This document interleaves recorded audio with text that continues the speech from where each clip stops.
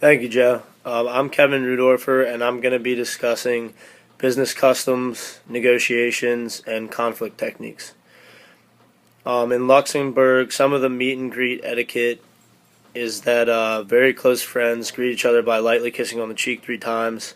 Men use a handshake, and surnames are the most commonly used first names if you're not on a first name basis with somebody, like Monsieur or Madame.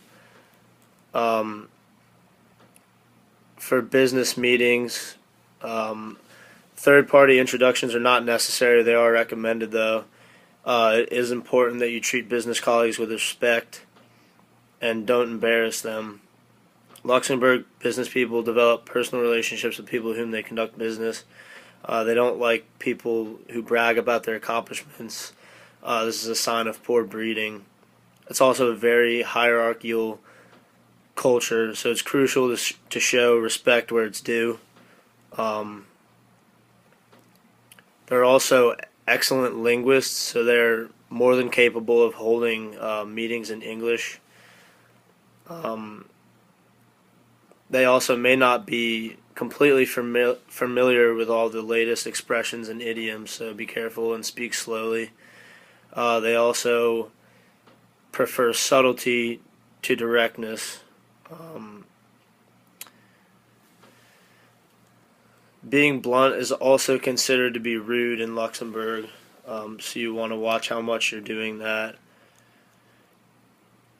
Appointments are necessary and should be made 1 to 2 weeks in advance. If they're handled by telephone, then you need a 1 month in advance and arrange it by a letter. Um, it's very important to be punctual for meetings. They probably won't take you seriously if you show up to meetings late. If you're more than 5 minutes late, you need to telephone them and offer your apologies with an explanation.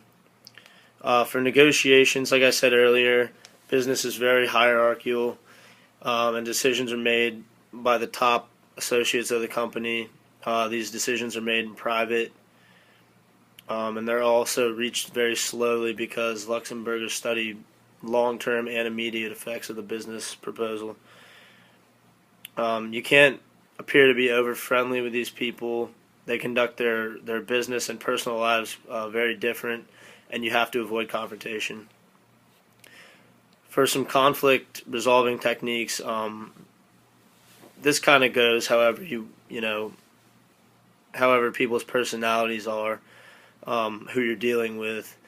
One conflict technique is getting both parties or all of the included parties in the room, getting everyone's side of the story and trying to troubleshoot problems that way. Another way is to just listen to each person's problem and come up with a solution on your own. It's very important that you jump on conflict immediately. You can't let these things escalate, as it can tear your relationship apart with a person, a whole business. It can slow down performance of your staff and have a very negative overall effect on your company as a whole. Thank you. And that is it. Next up is Sarah discussing time, nonverbal communication, and gift giving.